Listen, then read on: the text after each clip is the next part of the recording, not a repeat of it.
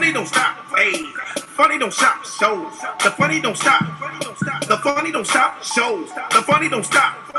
The funny don't stop. Shows. The funny don't stop. Hey. My name is Halo Thomas, and you're listening to the Funny Don't Stop Show. Hey. What's up, people? Rockin'. What's up? What's up? How is everybody doing on this Tuesday? I don't know what week of quarantine are we in right now? Honestly, does anybody know? I was just gonna ask you what week is it, man? I've lost time. I'm gonna be honest with you guys. This is the first time in years I have not paid attention to calendars. I don't even look at the calendar because there ain't nothing on the calendar. Right. You can't go nowhere. You can't do shit. I really haven't looked at calendars, you guys. Right. You go from being booked, man, like, man, I gotta be in Dallas on Tuesday. I gotta be in Atlanta on Friday. Now it's like, fuck, what do I gotta do tomorrow? You know? Right. And in my case, it's different shit with the kids too. Like, you know, Tuesdays is Halo's jujitsu class. You know, Wednesdays is when the piano teacher comes over. Fridays is when the Spanish teacher comes. You know, you know, comedy. So all these different type of things. It was like literally nothing. So I just stopped. At least we know after this quarantine, Halo would know how to whoop ass, play music, and speak another language.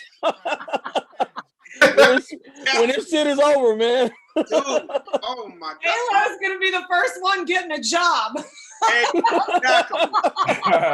Exactly. So what's up, everybody watching us all over the world? My name is Alex Thomas, and I'm the host of the Funny Don't Stop Show. And obviously, I don't do this by myself. Couldn't do this by myself. I got an amazing squad. I'm gonna just start with my boy that's Outer Space, and he is one of the producers of the show. He's the man behind the scenes that hits us with all these audio visuals. Ooh.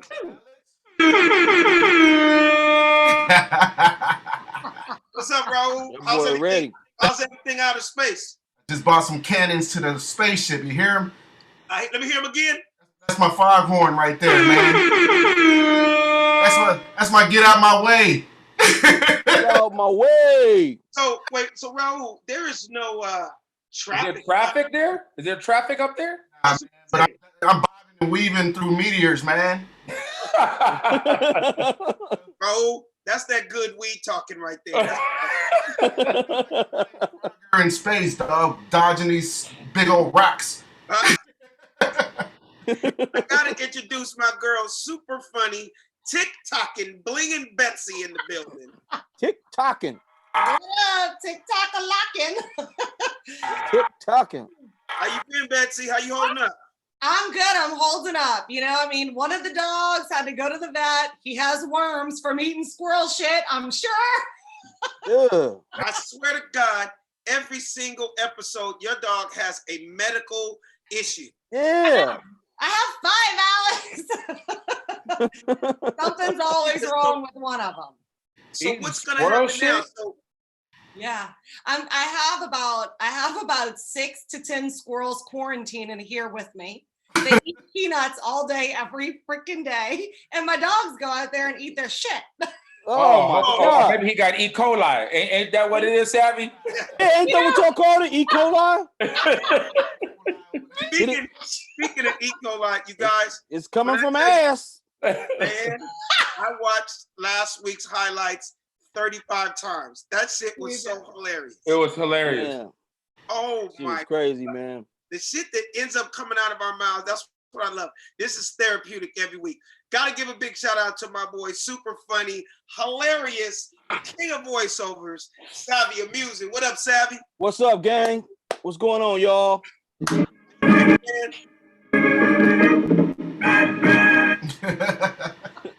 Where is he at? Where the hell is he? Where the hell is Sid Rats? I don't know where he went. He probably had to go boo-boo. There he is. He's coming in. Yeah, his picture's up there. Oh, there he is. There he goes. Sid Sid, need to go boo-boo? That man serious today. He's serious. Yeah, that's the boo-boo face right there. Yeah. Yeah. That's that 5-10 pounds lighter look. Exactly. I didn't even hear y'all. Y'all must have been talking about me. Yeah, we was, man. Man, I got this new PC laptop and it crashed on me. I'm like, dude, I'm done after the day. Back First to of my Mac. all, Back to I've that. known you all these damn years. What the hell made you go back to a PC? Well, I've been doing a bunch of Zooms with work like for the past 2 weeks. And this is what I've been using. And since it's got the most updated firmware and all that kind of stuff, I was like, yo, my Mac, I've had that forever. It's like, let me use the PC. I got to opening up 20 different windows on here. The whole thing just like Out. Yeah. crashed. Crashed out. So do you like the PC better than the Mac? I mean, I'm a Mac dude, you know. Nah, it's just touchscreen, you know what I mean? It's just newer. So I thought, all right, it's gonna work and operate a lot better than my MacBook Pro, because my MacBook Pro, even the camera and all that. So I was like, I'll use this PC since it will have a most updated camera and stuff on it. But Oh, okay. Still got that Windows on it, man. That's the only problem. Yeah, what you got to say about that, Raul? Since you're a Mac genius and you're the king of the Mac world, do you got beef with PC niggas? Just don't let him see me in the streets. Because if you see him in the streets, he's gonna have to get them floppy disk up. Right. Because of when you You might have to download these. You might have to download these hands on his jaw. Nah, it's because when you're working with a Mac, man, Apple makes their software, the hardware, so it makes it a lot better. It makes it harder to kind of break through with the loopholes, man. With Windows, you got Microsoft making the main system, and then you got different programmers, and yeah, it's like I said, it's like a building of Frankenstein with the PC. Right. You know? I gotta introduce my boy down there with the OG boom box. The flyest cat on the planet. I don't think anybody's ever seen him without the glasses. Doc Clark in the building. What up, Doc? Mr. Clark. What up? How you feel, bro? Hanging in there, man. It's all good. Hanging in there. Hey, man, you kind of inspired me last week, and I forgot to tell you, man. You said how many miles do you ride your bike usually on a daily basis? I ride 13 miles every morning. I did 15 this morning, bro. What? You didn't call me?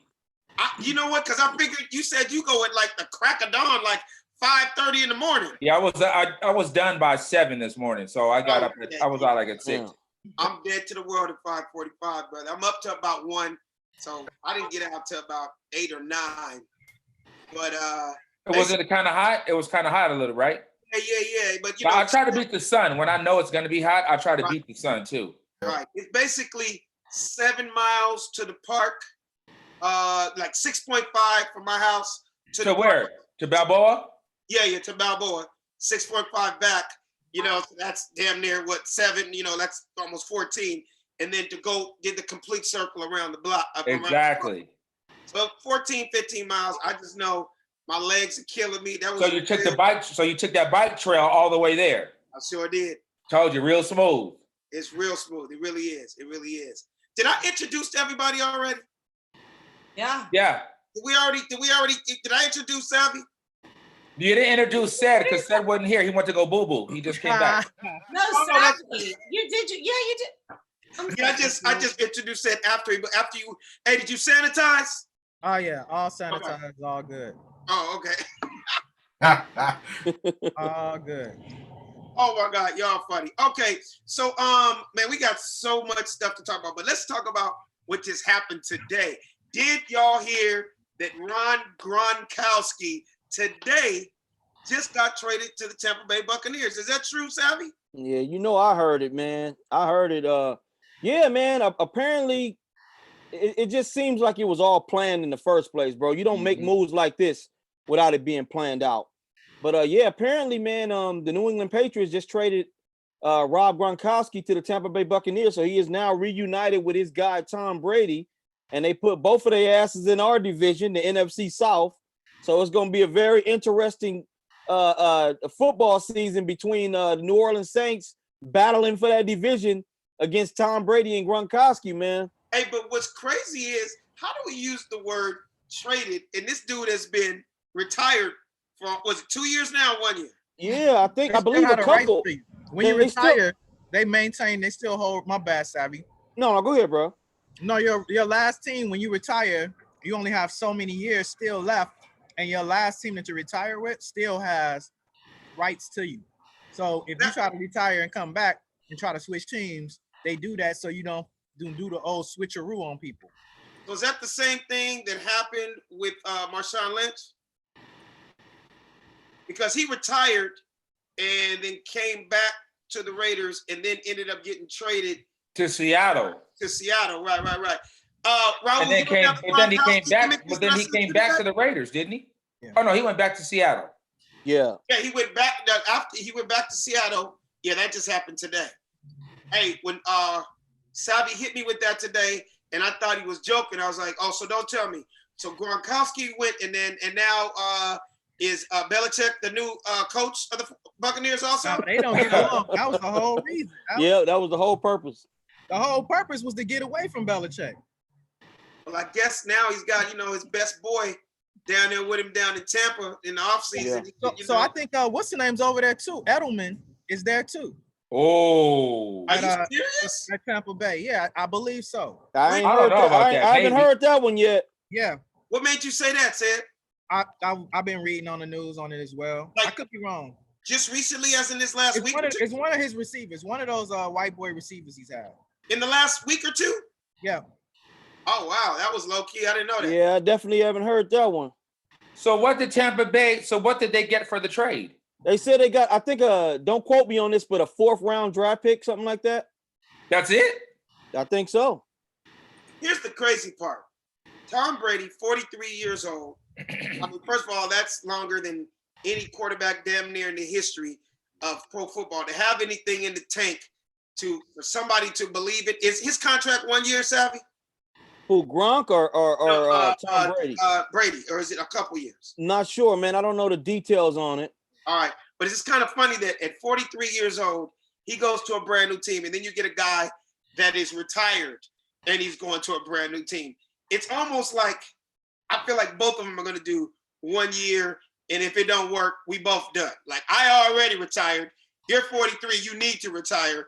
I don't see them going 2 and 3 more years. What do you guys think? Yeah. Well, honestly, man, it all depends on how well they do. Yeah, how well they're getting along with the coaching staff. It depends on the offensive line. If Brady ain't getting knocked on his ass every few seconds. I know.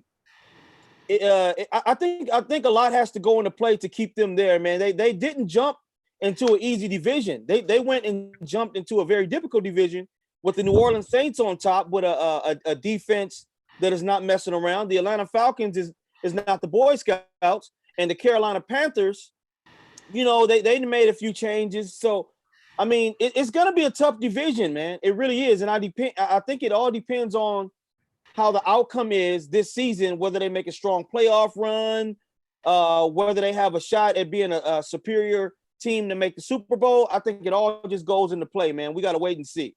Right. Hey, I'm switching subjects a little bit because this just been on my mind. I know we all follow each other. Did everybody or did anybody see the little commentation that I did of Blueface's booty shaking COVID-19 party that he had at his crib? I think Saturday. Please tell me y'all saw that. Yeah, we saw it. Was that a slip and slide? Was that a slip and slide the girls was dancing on or something? Oh, yeah. I don't know. All I know is that possibly could have been the dumbest shit I've ever seen in my life. I know, Raul, I think you got the video. So basically, before you show the video, Raul, I saw Blueface's post, and it was on his stories. When I saw it, instantly jokes and comedy is running through my head. I was like, you know what? I am going to commentate this dude's party and everything that I see. Before you play the video, long story short, for the people that didn't see it, this dude decided to have a booty shaking twerk party with about 15, 16 Insta hoes. They all look like between 19, 22, down for whatever.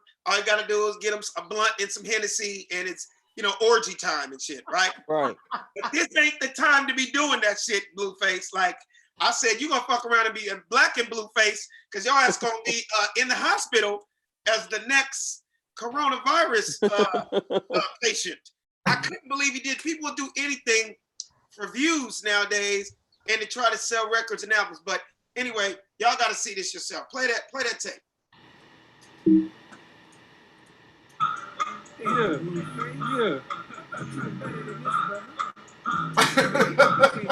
Crazy. Where your mask at, baby? Yeah, okay. It looks like they're all 6 feet apart. So you saying they're social distancing? They're social distancing, Betsy? Yeah, they're social distance twerking, Alex. Well, Is he sanitizing his hands after each butt cheek that he touches? number 2 is spread 6 feet He apart. probably sprayed that ass down with some Lysol. Yeah. But see, now he's got COVID-19 all over his dresser and in his carpets. He got E. coli all over that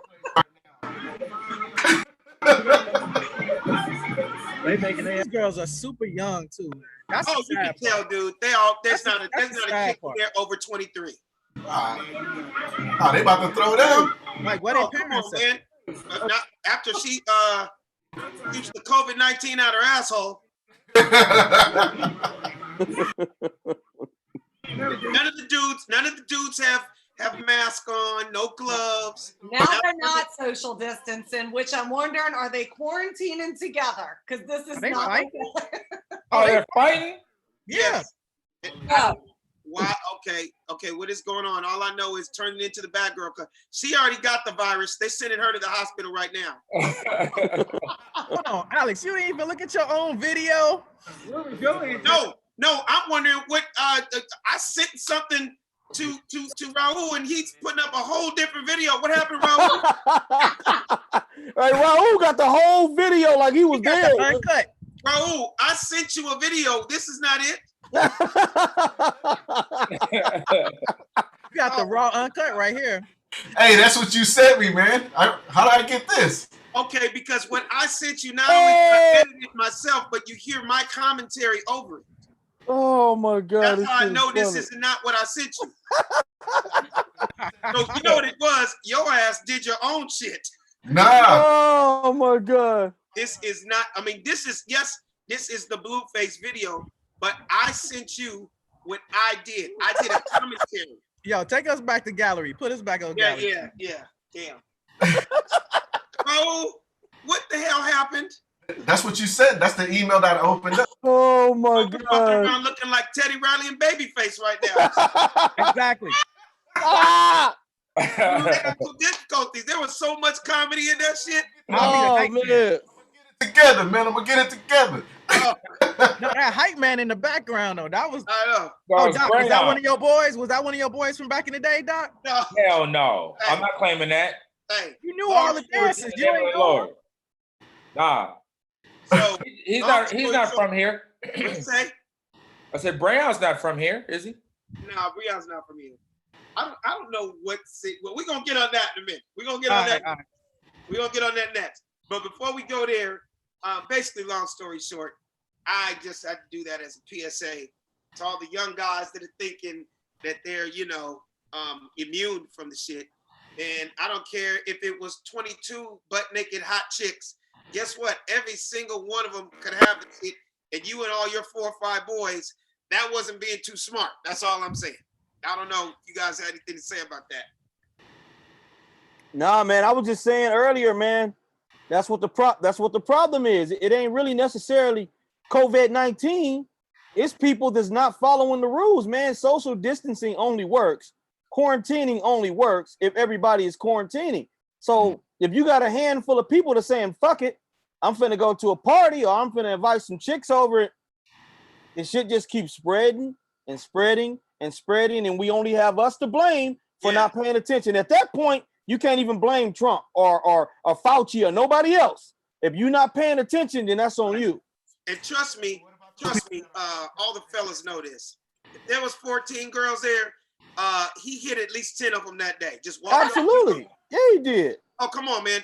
Look, it's my party. Thanks for coming. And now I'm gonna come. Okay. Let me give you a little. Break you off a little something as a little thank you for showing up to my house party. This how you know how old I am and how behind the times. I don't even know who Blueface is. I was like, who is this dude? No, like real talk. I had never heard of this guy a day in my life until you sent the video over. I'm missing a whole funny joke. No. Okay. Long story short, said I understand you. All I'm gonna say is I know his daddy very well. What is it? Dark blue face? Oh, his dad's name is Baby Blueface. Yeah, right. No, but long story short, he has one song, and you know that's all you need now. Said one song just to get you out there, and he's that one that goes bust down, Tatiana, Tatiana, Tatiana. You know that dance? Yeah, it's for niggas that are 40 and older. You just might not know him. It's okay. Yeah, I have no idea. Yeah, and he's a Crip. He's actually a schoolyard Crip. That was kind of like the rivals of the gang I grew up around. But yeah, he has one song and he does stuff like that just to get views and followers. So that's about that. Also, that's where the whole blue come from. Yes, exactly. And you know how the new hundreds, when it came, it was more like a blue face with the blue stripe on it. So that whole thing. If you notice, it's a big giant blue face, George Washington on his face. You didn't see that? Okay. You know, Alex, you got all the details on it, man. Nigga, I feel like he knows his daddy. Yeah, I know, right? He gonna be ready. He gonna be ready when his kids turn into teenagers. He gonna be ready. See, what y'all didn't know is they call him Blueface because of the Blueface 100 when the new 100 videos came out. You didn't see that on his face?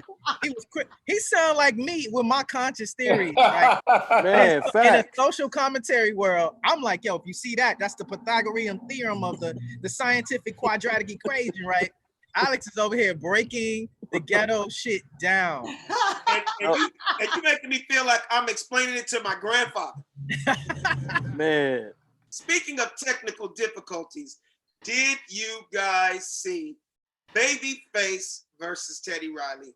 I'm gonna start with you, Doc, because Doc, for some reason, you might be one of the only people in the world that had perfect Wi-Fi yesterday. Me and a couple 100,000 people couldn't get in.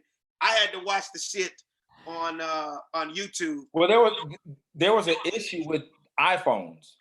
So if you had an iPhone, a lot of folks with iPhones were not able to get on.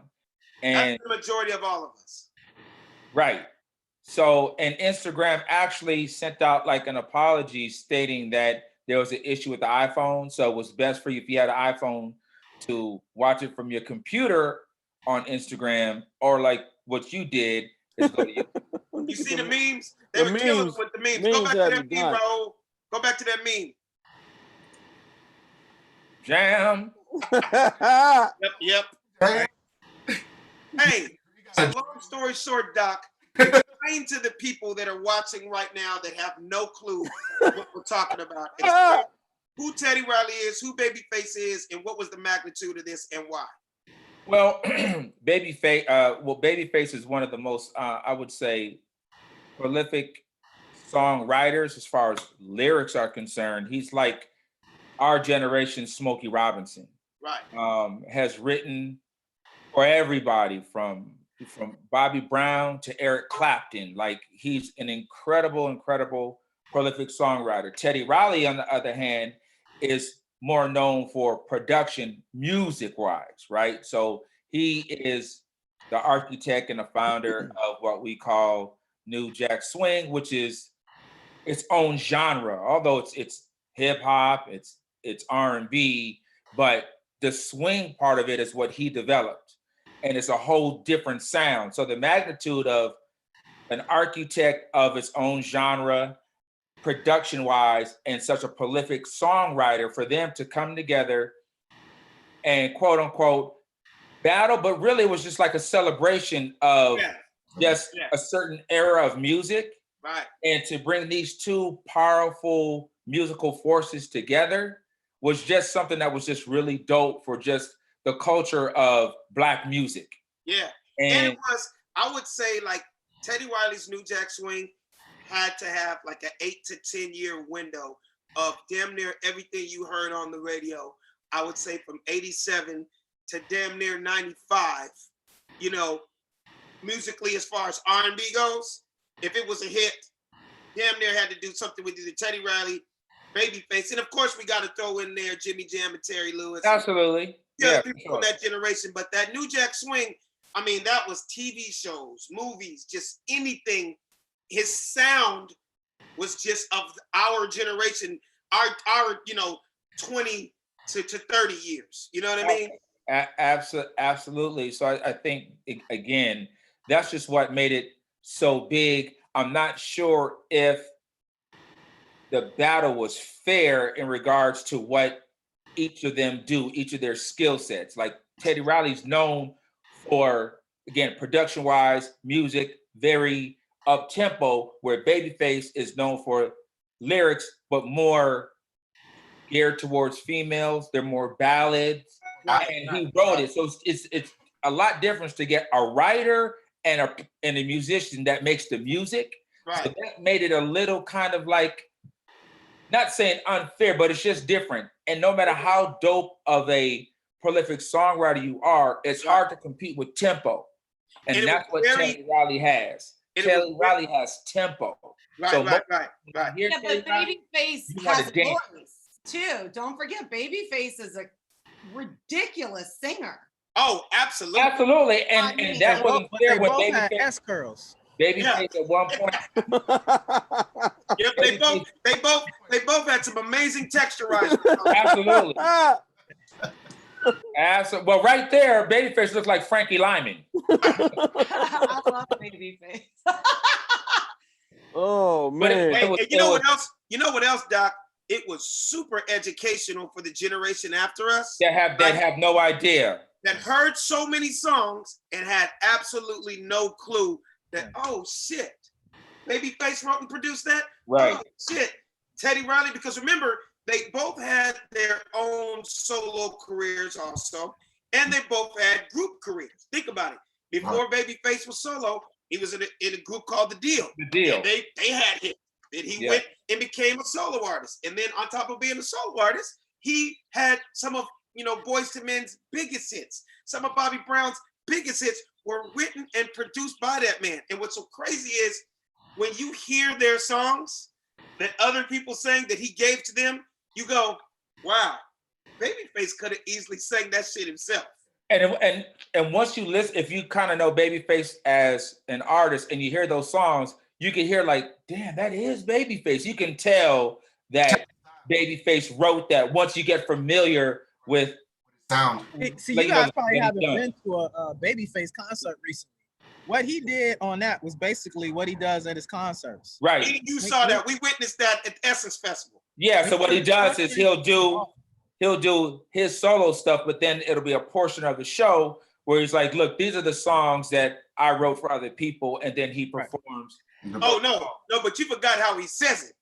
He gets real nice and cocky with it on stage, but I'm not mad at him. He went up in New Orleans in the Superdome, packed 70,000 people, did his own show, right? Killed doing his 1.5 hours of just Babyface, right? And then he gets to the hour and 30-minute point. He goes, and now this is the portion of my show that I like to say that I wrote these songs to make other niggas rich. It goes like this, boom. And then for a whole hour and a half, gets busy and other shit. It's other songs that were some of the biggest songs ever. Everybody's rocking and going, oh shit, he wrote that? Right. He composed that song. He did that beat. And yes, those ended up being other people's biggest songs. Yeah. You know what? That's, again, from being a songwriter. So most of the time, when you see an artist singing, don't forget what you were gonna say. Say it right after that. I got it. When you see an artist singing, most of the time you just think, oh, that artist is the one who constructed that song, not realizing all the people behind the scenes that put that song together. Mm-hmm. And so songwriters are, to me, as far as music is concerned, are just those unsung heroes because they're not out in the limelight. They're not out in the front. So you don't necessarily know, some of the shit that they've done. Neo's wrote some of the biggest records for Beyonce, but you don't necessarily know that. Exactly. Yeah. What you gonna say, Sid?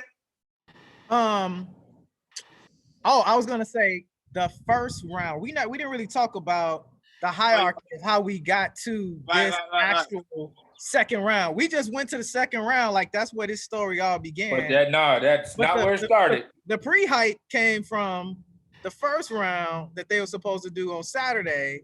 That kind of went south. No. It wasn't south. It was a disaster south.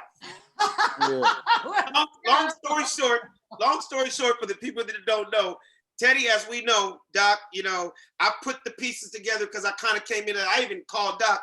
I said, Doc, what the hell is the whole world talking about with this Teddy Riley versus Babyface? So then Doc explained, and then I did my own homework. And in the midst of me doing my homework, dude, when I tell you I was dying laughing because Doc and I have been in this business a long ass time, and we know all these dudes. I know all of God. I know Teddy. I know Aaron. I know Damon. Damon hit me yesterday. I know them all. I know Babyface. I know all these people, right? Teddy is known for doing things really, really big. Really big. It's just who he is. But what he doesn't understand is this new technology, this Instagram in particular, it's your box, his box. There's not enough room for the Grammy lights and the Oscar production with 22 background singers, a 9-piece band, lighting, and what is it called? Pyrotechnics. A drummer, a hype man, a dance man. So in the midst of him trying to do that, it went horrifically wrong. So people started talking shit. That's when the memes started. He couldn't get it. So it's almost like there's an hour of fucked up sound and horrible technical difficulties. It totally took the shine away of the whole purpose of this. Meanwhile, Babyface is just sitting down with a wine going, Teddy, what is going on here?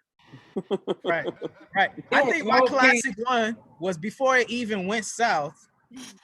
On the first battle, Teddy Riley came out to the show with Dougie Fresh. Oh my God. Excuse me, Dougie Fresh. Yeah. He came out to that, right? And I was like, oh, snap. I didn't know Teddy Riley was associated with that song. But you could tell Babyface was being a very, very smuck and sarcastic. And he was like, oh, the show? You wrote the show? And he was like, yeah, I wrote the show. He was like, dude, how old? You must have been a baby when you wrote. He was like, you must have been 10 years old. Yeah, he was like, what, 10 years old, 11 years old when you wrote the show? Come on, man. Hey, but he did. He wrote that song. He wrote that song when he was in high school. Say it again? I said, Teddy he told the story when he was in high school. Yeah. He was a junior, and Dougie Fresh was a freshman. So Teddy was like 15, 16 years old when he produced that song. How crazy is that? That's one of the biggest songs in hip hop history. And this dude was doing that at 15 years old. Of course, hey man, who knew 20 years later, he ended up doing one of Michael Jackson's biggest songs of all time, Remember the Time. Yeah. You know what I mean? And now that you know, like that Teddy Riley did the show, and if you kind of know a little bit of his catalog, when you go back and listen to the show, you can hear it. You can hear it totally. But I think in the battle, he took away so much from all of the theatrics, you couldn't really enjoy it because he's like playing, oh my God, and he dancing, and he on the keyboard, and he going right. And Rion was in the background trying to dance and shit. And here's the what thing. it is, it was explosion. The thing is, like that, I'm like, come on, man. Like what Alex said. Like what Alex said is Teddy is known to do shit big. So I know in Teddy's mind, he's like, look, I'm going up against Babyface.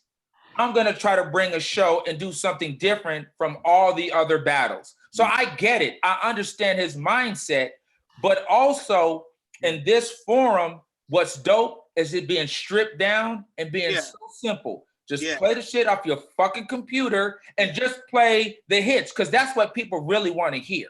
Right. And you know what's so funny? Let's take it back, Raul. It all started with Swizz Beatz versus Timbaland. And you think about how many hits those dudes had, right? So it was a great little, like, oh, okay, this is really fly. Your hit, my hit, your hit, my hit. And then it went to T-Pain versus Lil Jon. And I was rocking to that shit. I was like, yo, you forget how many hits these dudes have. Did you guys see any of those? Man, Little John, all of them. I saw them all and was like a fan watching it because that's me, like I'm into credits and knowing that shit. Yeah. And there was a couple joints that I was surprised that Little John did. Like when he did the reggae joint, I was totally. How many times did you hear that song over the years in the clubs? I would have never thought that. Never thought that he even went back that far. Yeah, that one, he got me on that one. I was like, damn, he got me. I didn't know that. What reggae song is that? Remember this? Boom, boom, boom, boom, boom, boom, boom, boom, boom, boom. Dante, bam, bam, Peter. Oh, I love that. Yeah. What bam, bam. Yeah, that's a classic. You remember that reggae beat? Yeah. It's so good. That's classic. Oh, but how about this? A lot of people didn't know, Doc. How about Lil Jon did 2 shorts? Oh, Blow the Whistle. Ever. Uh-huh. Blow the Whistle. Did y'all know that? Yeah. I didn't know that. What's my favorite word? Bitch. I love that song. Yeah. I didn't know that either. Savvy, you didn't know that? No, I didn't know that. He wrote it or he just did the produced beat? it. He produced it. Oh, okay. He basically, motherfucker, he came up with the beat and all that. With the beat, and then they, Too Short wrote to it. However they constructed it, but the production, the music, Little John did that. I mean, all these damn verses, this versus that. And you know what I want to see? I want to see DMX versus Trick Daddy. That's what I want to see. I want to see 2 niggas that really might end up fighting. That's what I want to see. I love Trick Daddy. You missed one though, Alex. You missed DMX versus Trick Daddy. You missed the Lil Wayne. I mean, not Lil Wayne. You missed Manny Fresh against Swiss Beats. Manny Fresh. Yeah, Manny Fresh. Oh, no, excuse me. Manny Fresh against Scott Storch. Yeah. Oh, I didn't see that. How was that? Scott got a lot of fire too. It was good, but there's a lot of controversy about it. There's a lot of controversy about it. What's the controversy? Because Manny Fresh, the stuff that Manny Fresh produced, he produced it by himself, right? Right. The stuff that Scott Storch played, he was playing Dr. Dre beats. He was playing Dr. Dre keys, but Dre may have done all the drums. And then he came in and played on top. So it's like a co-production. Okay. So let me explain Scott Storch for the people that don't know. For the people that don't know, again, you got to really know his history. I've been in that studio, sitting there for 3 and 4 hours watching Dr. Dre and Scott Storch work together. Scott was on so many hits, right, that y'all would have never ever known. So when you say the word controversy, he's not lying, and I get what you're saying, Doc. And I'm saying, and when I'm saying controversy, these are for folks that are don't really necessarily know. Just because you hear Dr. Dre, you're thinking Dr. Dre has a bigger name, so those are produced by Dr. Dre. Yeah, and the people aren't knowing. Like, I'm about to get real deep because I remember this shit, and I take pride in sitting right there next to Dr. Dre when they compose this beat, and I was sitting right there. I'm gonna just make the noise, and you all know off a goddamn noise. Bling, bling, bling, bling, bling, bling, bling, bling. Still Dre, still DRE. Yeah. God damn, you got it fast as fuck.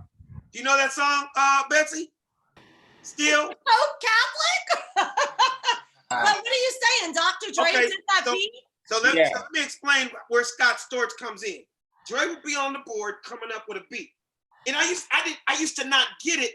I used to be in the studio with him. I'm looking at a dude right here with a trumpet. I'm looking at a dude with a guitar. I'm looking at a dude literally sitting next to the board on keyboards. And I'm like, what is he doing? It took me years to figure out what Dre used to do. So obviously, you guys know what sampling is. Yeah. You just straight take a song, you got to pay for that. Yeah.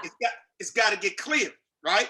So what Dre was brilliant at, he would have a real keyboard dude playing that shit live. Away, have a dude on the guitar right there, have a motherfucker, because Dre is musically, people don't understand his musical genius. You just know about him being, hell yeah, motherfucking Compton in this bitch, nigga. You know what I mean? But he will have a dude, hey man, hey, play some shit real quick. And I just saw Scott on a goddamn guitar. Ding, ding, ding, ding, ding, ding, ding, ding, ding, ding, ding. He'd be like, oh shit, ding, ding, and do that shit again.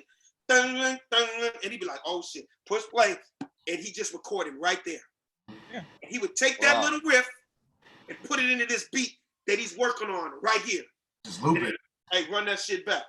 And you're like, oh my fucking, did he just take that beat and flip that shit? Of course, none of us knew that was gonna end up being one of the biggest rap songs of all time. Yeah. And by the way, a lot of people didn't know Jay-Z wrote that shit. Jay-Z wrote the lyrics. A lot of people didn't steal Dre Day, nigga. AK, nigga, like all that. That's Jay-Z. But if you think about it, it sounds like Jay though. If you listen to it, once you know that, you're like, damn, that does sound when you like know Jay, it's still Dre Day, nigga. AK in the Young Ho. I mean, it sounds just like Jay. Right. No, what was crazy is because Jay-Z, Brooklyn, New York, he's on top of the world as a rapper at that time, but he just happened to be in the studio. And I think it was an unfair match, though. You know, putting Manny Fresh against Scott Storch. I think they should have found somebody else to go against Manny Fresh. And I think what Doc was saying about the controversy, that Manny Fresh and him had agreed to only do like a music that you wholly done 100%. Yeah. So say that's what Manny Fresh and him had agreed to going into it. Like, dude, you can't play no collabo stuff. Right. I mean, but you think about it, you guys, this is just motherfuckers calling each other, sliding in DMs. Yeah. Hey, do this shit. Want to do this shit? Ain't no real organization. They put them together. It's not like. But now, I mean, as you can see, because it's growing, now they're really trying to turn it into a business and make it into something bigger. And I don't know if this is going to come to fruition, but if the Diddy and Dre shit happens, oh my God, they're gonna have to put that on a whole nother, because there's no way it can be on Instagram. It's gonna be too much traffic. It's gonna be on Revolt. You know they're gonna do it on Revolt. They're gonna do it on Revolt, right? But like that. Exactly. But that would be so huge. Aside from the music, aside from all the hits and shit that they were a part of, but to see it come full circle from the quote unquote West Coast, East Coast beef, you know, losing Biggie, losing Tupac, and us basically, you know, battling with Coast, to bring it full circle, to now see these two giants are damn near both billionaires. Right. What that would do for the culture, what that would do for us Black folks, I think would be historical if they could pull it off. You know what this is showing? This is just showing that even during this pandemic, even through these hard times, people are finding ways. Like, for the fact that D Nice, who's been a dope DJ for 25 years, a lot of people don't know. Those of us that know he was a rapper at first, then he became a producer, then he became a DJ. But for the fact that and even before that, he was in Boogie Down Productions. Of course, that's what I meant when I said he was a DJ. He was a rapper, producer. When he started his little DJ thing a couple of weeks ago during this pandemic, he had like 300,000 followers. When he did what he did those 2 nights, he got over 1 million followers. Like 1.2 million or something like that the next day. Yeah, so it's great. And next thing you know, every single DJ on the planet was doing it. I'm not mad at it because that's what's happening with this now. Now, I was joking when I said DMX and Trick Daddy, but like, it's about to go down like that. I think in a minute it's gonna be like, nigga, you see Freddie Jackson versus Sade, nigga? Did you see that shit? It's gonna happen. Yeah, you gotta go see Swiss Beats live. Swiss Beats and Timbaland, they were on a live afterwards, and you can already see them trying to jockey for social capital. Man, we did that thing, man. They were like high-fiving each other and like, yo, and I was like, I guess y'all kicked it off, but y'all ain't had nothing to do. We had almost 2 million people in Instagram. But if you notice though, it's all pinned to. So on Instagram, you know how you can pin something, right? It was all pinned to the verses, and I think the verses platform or name, I think that's something that Timbaland and Swiss came together on. So it's almost like it's through their company per se. Yeah. So to them, they're taking credit for like, shit, it started with us. Yeah. Hey, I'm gonna flip subjects real quick, man. And this is like a serious question I have for everybody. Has anybody experienced anything positive during this pandemic? Has anything changed in your life? Have you found something? Has something positive happened with you or your family or in your life that you're gonna take out of this and possibly be a better person, or like, you know what I mean? Has anything positive? I'm gonna start with you, Betsy. Anything positive come out of this pandemic? Of course, every day we're seeing the news and it's just negativity, negativity, negativity. You can look at it like that, or you can be the type person to be like, yo, I'm gonna turn this bad into a good. What's your feeling on that, Betsy? I'm going to be honest with you. I really do feel bad because I feel really sad for all the people that have been diagnosed with the coronavirus and have, you know, battled it and passed away. But the pandemic has been the best thing that's happened to me, because I'm the type of person like you, Alex. I never stop. I'm going 100 miles a minute. I never sit down. I never relax. And I never take 5 seconds to actually spend time with people like one-on-one. I'm always thinking, my brain's always going. And you know, it's just like I go walk my mom and I stay far away from her and I put my phone away and I completely ignore it. So it's just like changed those things for me. Like I'm actually gonna change the way that I live my life forever at this point. Like I sit down and I can write a pilot and rewrite it 5 times in one day. Those are things that like That's I would great. always be. That's great. Yeah, but Got I never gave myself the time to do it because I'm doing stand up every night. You know, I'm working during the day. You know how it is. Yeah. Well, that's good to hear that you actually got better at something and found something like the writing. A lot of people don't realize what it takes. You really have to take time out of your day to write. I'm just a writer by nature. You know what I mean? It's just what I do. But yeah, it takes time. But for people like yourself that really didn't do it before, I salute you on it. That's cool. Raul, Yeah. you find anything positive in this pandemic, man? Is things gonna change for you, or what? What would you say? Yeah, man. I think, like I said, you know, I think one thing, like Betsy, you know, when you got so much stuff going on, man, you spread your energy too wide, and you sometimes lose focus on yourself, and you kind of knock you off the track, you know. So it's really kind of paying more attention to my energy, man, to who I spread it out to, who I surround myself more, you know, to make sure that, you know, I'm on the same frequency, a high frequency as the next person, you know, and Right. that the other frequency is low, is to make sure that I try to bring it up high, whoever I reach out to. Right. You know what I'm saying? Abby, you find anything positive in this pandemic, man? Or I mean, you know what I mean?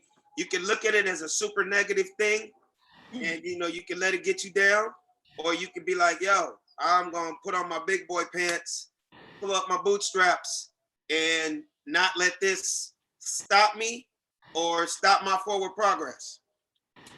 Well, man, me as an individual, with my thinking, I always try to find a silver lining within everything. The hardest part is trying to advise some of my loved ones and give them hope on the change that we know that eventually is going to come, man, and trying to put the best advice I know how to put in a positive form and give it to other people. But for the most part, for myself, what I've learned, man, is to take care of your money. You know, don't spend money on worldly things that don't mean much, man.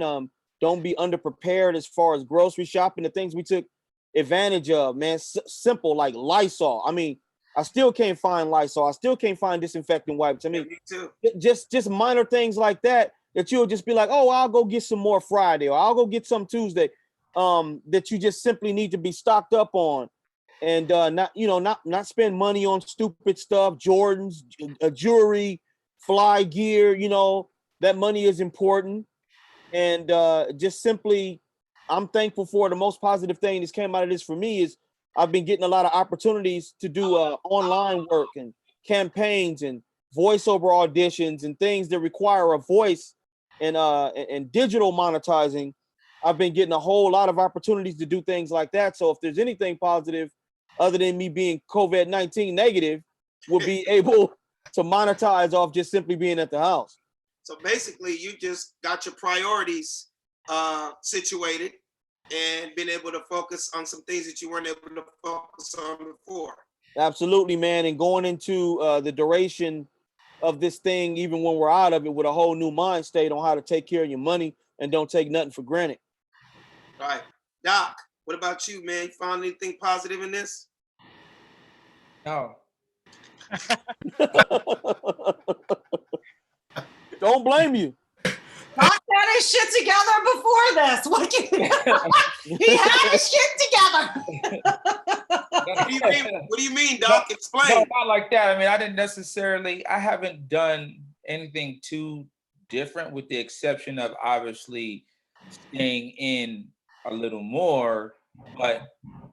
And now for me, it's affected my business and my livelihood, because my livelihood revolves around a lot of travel. As Savvy, Live performances. that's where you make most of your money, is on the road, right? So managing, dealing with music artists that we make our money from tours and things of that nature, that has really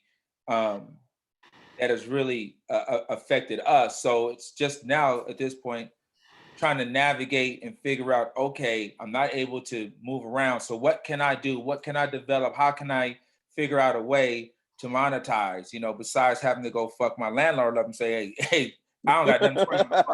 Ain't got nothing for you, bro. I got nothing for you. Got nothing for you. Hey, so you just kind of told on yourself, Doc. So basically, you're slinging dick for the rent. Hey, no E. coli though. Ain't no E. coli going on. You ain't going back door, but you doing what you got to do. Hey, Doc, you got an OnlyFans page yet?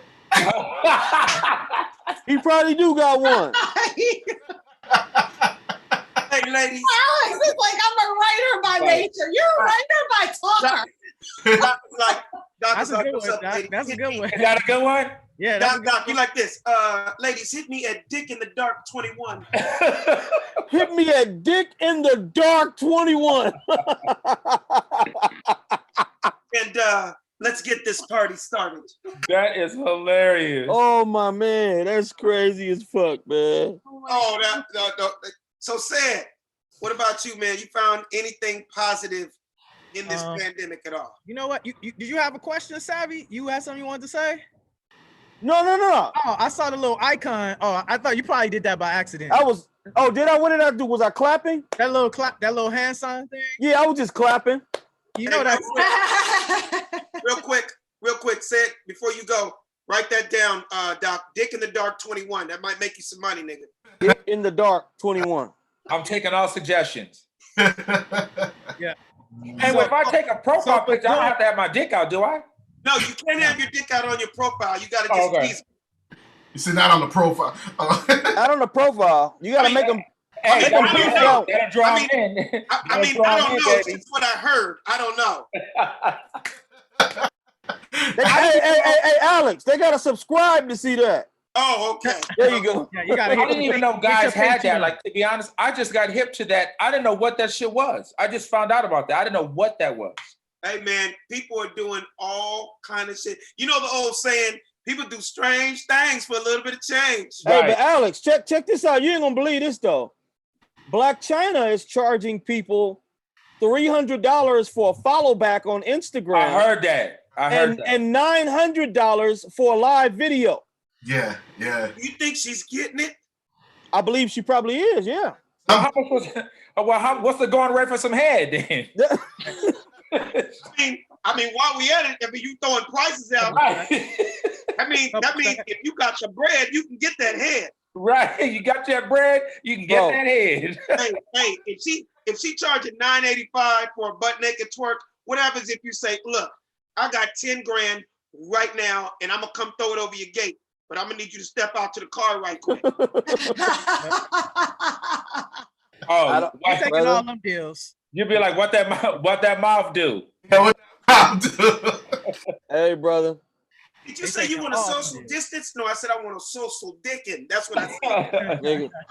I just can't wait till I get big enough to where I can charge $300 for a follow back, big dog. All right, Sid. Now, what were you gonna say, Sid? Oh man, we got to take it back from a crass place to now, to now Sid. emotionally, Sid, you know, Sid, positive. I'm sorry. This started with I Dick know. in the Dark 21, and then it went to Black China Yeah. 985. Like, oh, now said what happened positive. I was about to say I found Jesus, but I can't even talk about Yeah, you can't say that now. It's too soon, Sid. Save that. Yeah, Too Too soon, man. Hey, Yeah. don't even do that self to yourself, bro. Don't bring the Lord Yeah. in this. Don't do that. He don't want that glory. Hey, you don't want that smoke, nigga. Not at all. Not at all. Go shut that down quick, boy. Real talk though, what I've spent a lot of time on is just like reading up a lot of books, a lot of papers. I've been writing more. I spend a lot more free time. I haven't had the free time, you know, like a lot of you guys were saying, you just going through the day-to-day grind every day, constantly moving so fast that you forget to take time to do things that you love and things that you find passion in. So it kind of gives you some open time to do that, as well as engage with like family and stuff. Like, man, family members I had talked to, family members I didn't even know knew how to use Zoom. My parents was Zooming, and another little crazy app, House Party. I'm like, what is this shit? Like, I got family members like talking. We all on House Party talking. So What's House Party? It's like another Zoom, but a FaceTime, but it's just an app for the iPhone. All the kids. Can you do anything different from what we're doing? What the main premise of it is, you can play games while you're in the stream. So while we're in the stream, the administrator can like bingo, trivia questions for everybody in the thing. Fill in the blank, name that tune, all kind of stuff. Taboo. Oh, that's dope. So it's a virtual, like you can play like virtual games with everybody, right? And it'll ask the question and the clock will roll down and you'll get multiple choice, and then you pick it on your screen. And then when the time goes up, it shows how many people got it right. And at the end of maybe 20 questions, so it's just kind of like an interactive kind of Zoom kind of chat thing outside of the trivia part. Okay. It's just like FaceTime or anything else. Hey, I'm gonna flip this subject real quick, man, because this just happened yesterday. And I just wanted to see what you guys had to say. So I know you guys heard Trump has suspended immigration into the USA. I think this just happened last night or yesterday, so, here's my question. And I'm gonna say this just to the whole board here, and whoever wants to answer first, you answer. Now, yes, when we say immigration, we instantly want to think Hispanics, the Mexicans, but isn't that just anybody coming from anywhere in the world, whether it is India, Canada, or somebody coming from goddamn Colombia? I don't know. Can somebody answer that? Yeah, basically any immigrant that's basically not from U.S. citizen. Basically. Pretty much, right? Yeah. Well, it's always going to be a backdoor for everything, man. Nothing is clearly black and white in any government policy. So, of course, there's going to be some backdoors for rich white people and, affluent people to be able to get in. That's just not going to be a blank check. So, yes, in theory, Alex, yeah. But at the end of the day, if you're trying to get in, there's going to be a way to get in. Either you got to pay or you're going to have the complexion for the protection. Yeah. Did y'all? Is anybody here your parents immigrants? Yeah, my mother. I already knew that, Raul. Everybody's is. Not me. Grandparents, I think. Most of my grandparents are. My grandparents and my mother. My mom was born in Panama, so she came to this country and she was like when she was 12. You speak Spanish? My mother and father are from Botswana. You can't even say that with a straight face. I tried to not laugh. I tried to smile. Hey, where the heck where is Botswana? Where is it? I tried so hard to not laugh.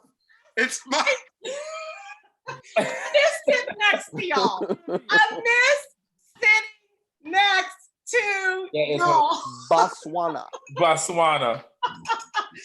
I would be following. Do your parents, do they have passports, or do they have be able to travel? I mean, now, yeah. They have American citizenship now? Yeah. Okay. And then my dad was born in Jamaica, but he had his American citizenship as well. But, I'm not sure how they, what the laws were then, but had it been that stringent, they wouldn't have been able to come into this country. So basically, that was pretty accurate what I said up front. Like it's not just Mexico. Oh, absolutely not. Yeah. Anyway, but I guess when Trump says immigrants, I'm guessing he's focusing on the Hispanics because he's always talking about the damn wall and them coming over. Yeah, but it's much more than that. It's the world. Best believe if Arabs want to come in, or best believe if Israelis want to come into the country, they're not gonna shut them down. They're gonna be able to allow them to come into the country. But that's what the whole purpose is. What are you talking about? But I think what said means is from a monetary standpoint. Yeah, of course. Of course. What do you say, Raul? No, I'm saying when you were saying earlier, man, is that they focus on like Latino Mexico because the reason why it's so close. I mean, it's the border is between U.S. and Mexico. Right. Obviously, everybody that's out of Mexico got to come through Mexico in order to get to the U.S. So they instantly think, all right, Salvadorians, Guatemalans, and everything else automatically, Mexicans, because they're crossing through Mexico. Yeah. You know what I love about Raul? Raul, because he's my boy. You are the only real Mexican that says Mexico, because niggas say Mexico. I didn't think real Mexicans say Mexico. Mexico. You really say, see, because Mexicans, what happened was we leave from Mexico. The Mexicans, what happens with Mexicans is this. You ever been to a Mexican restaurant? Okay. I got a homeboy that's Mexican. I only knew black people say that. So to hear you say that, I'm like, he really grew up in the Bay around niggas. Mexico. Hey, look, man, it's Mexico. Mexico. There you go. You done made him go back to the accent now. That's how Alex wants you to say it. Mexico. Mexico. Hey, don't worry, Raul. You gotta use him. You gotta use the reverse same thing on us, man. Like, yo, I thought y'all would speak with this straight urban accent, but you the only black person not to say certain words like black people. You gotta flip it on them, Raul. Hey, I was actually counting. In that one remark, he said Mexico 11 times.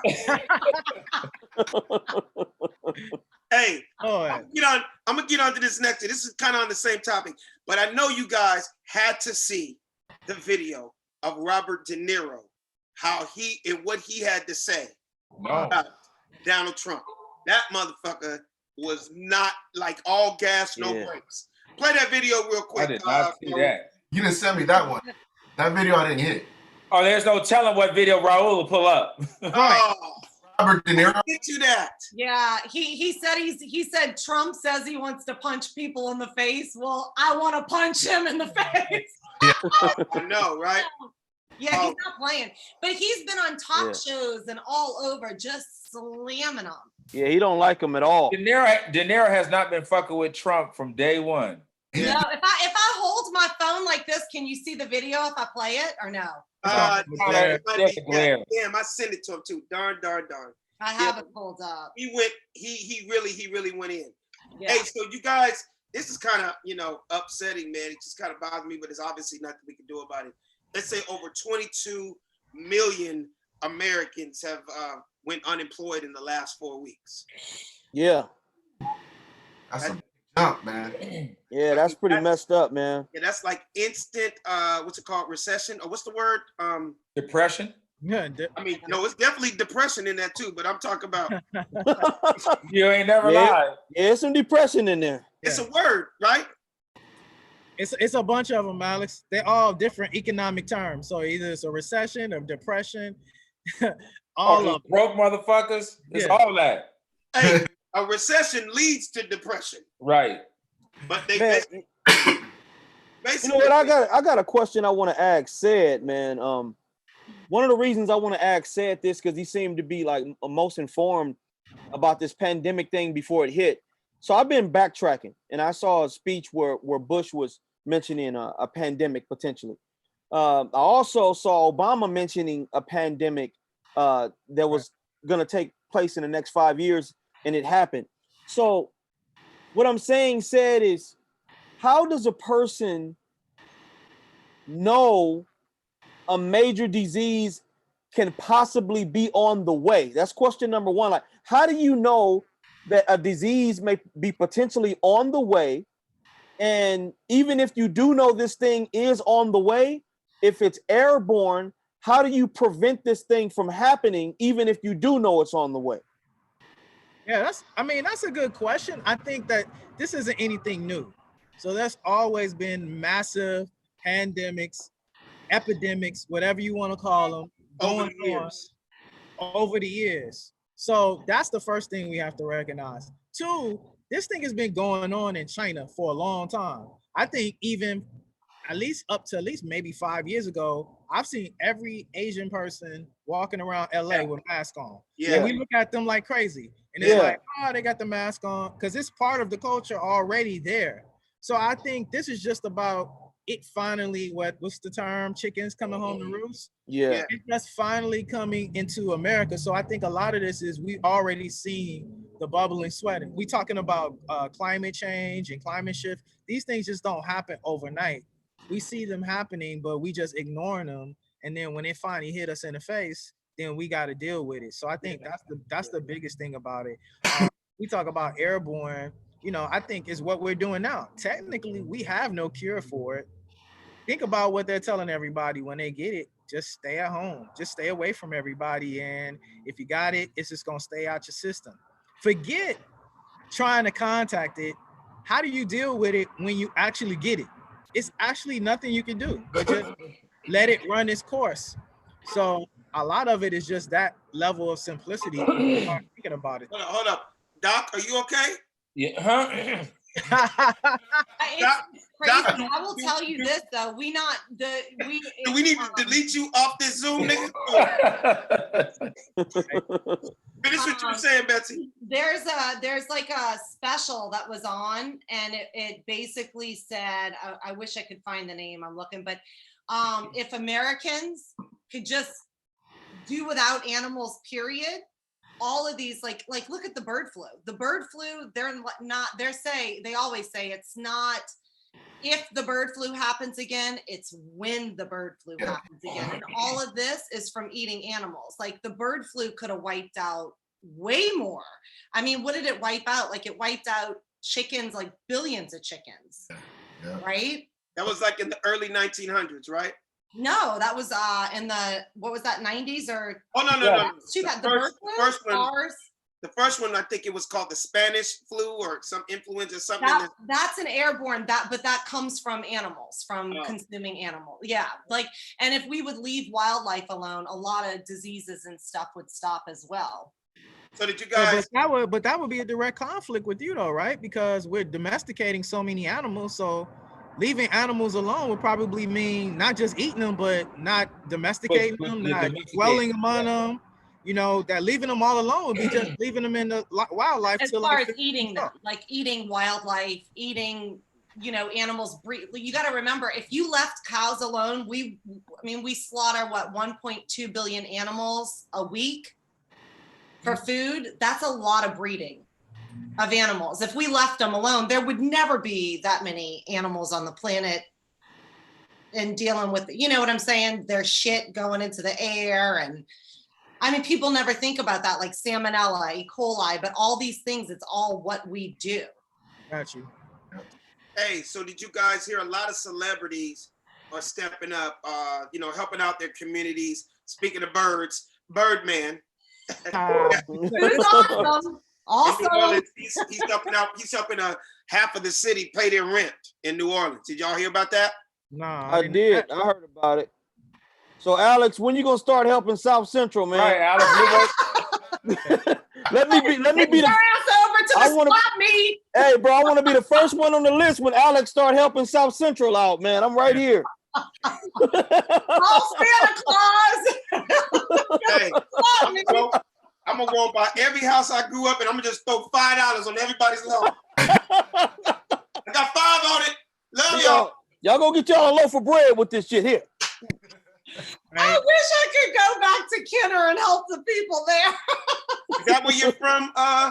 That part, Kenner? Yeah, I grew up mostly in Kenner, but in Oh my God, you grew up in Kenner? You know Kenner? Yeah, I know Kenner. That's like super racist town, man. Who's racist?